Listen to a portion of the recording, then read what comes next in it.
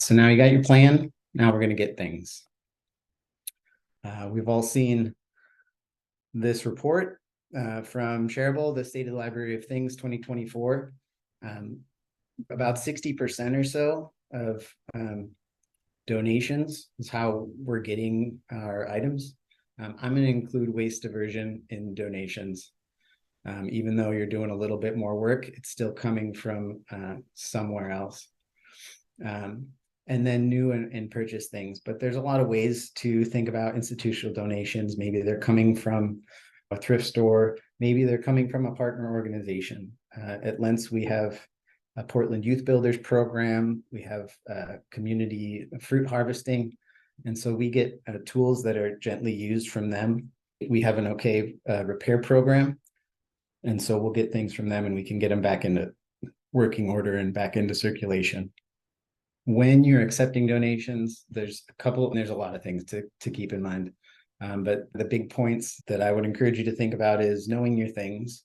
This is where that policy really has its greatest benefit.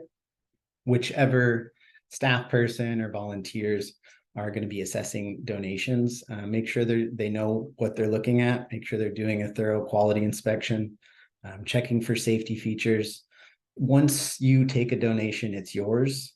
You are responsible for it until its end of life and its disposal. So really thinking about that and being thorough. It's great to have resources where you can refer people to for donations that you don't want to accept. Habitat for Humanity is pretty common throughout the US, at least. Thrift stores will take a fair number of things. Still, if you recognize that something is non-functional, it's good to let that person know right away. Don't donate this to someone else for the same reason, because you don't want to be expending limited resources having to dispose of unusable items. Secondly, plug it in. If it's electric, plug it in. There are some pretty affordable options out there for portable power stations. You can get one for $75 to $200 that's going to do the job well enough. Just something you can plug in a tool, switch it on. And that's obviously if you're on site, you can plug right into your extension cord. But if you happen to be doing donations at dumpster disposal days, or sometimes members or neighbors will call up and say, hey, can you come by my place? I got to empty out my dad's garage or something like that. It's good to have an option to plug things in, just see if they're making any funny sounds, make sure they function the way that you're expecting them to. And then consumables. Do you want to accept consumables? A couple of considerations there. One, obviously, is quality control. If you are accepting, let's say, paintbrushes, for example, because they're right here on the screen, your paintbrushes are not going to be a long-term inventory item. I know how to take care of a paintbrush, and my paintbrushes don't usually get used more 3 to 4 times. It's a lot of work, especially if you're using stains or lacquers or anything like that. You quality control, make sure what you're accepting is actually going to be useful. It's going to work with the tools that you already have in your inventory. And then do you have the storage space? Can you house those things? Can you house them in a convenient way? We've recently in Lent started accepting more like saw blades and things in a little bit bigger bulk. We built out some resources to really point people to selecting which blades you're using for your Sawzall, for your reciprocating saw, that sort of thing. Having those knowledge resources is a fun way to kind of build that in. But then also ask yourself, are you setting expectations for your membership, for your community? If they come in and you don't have any more of those Velcro sanding discs that go on your orbital sander, is it going to cause an uproar in the library because you're not satisfying them, especially if you're charging membership fees, or they just get comfortable having those things.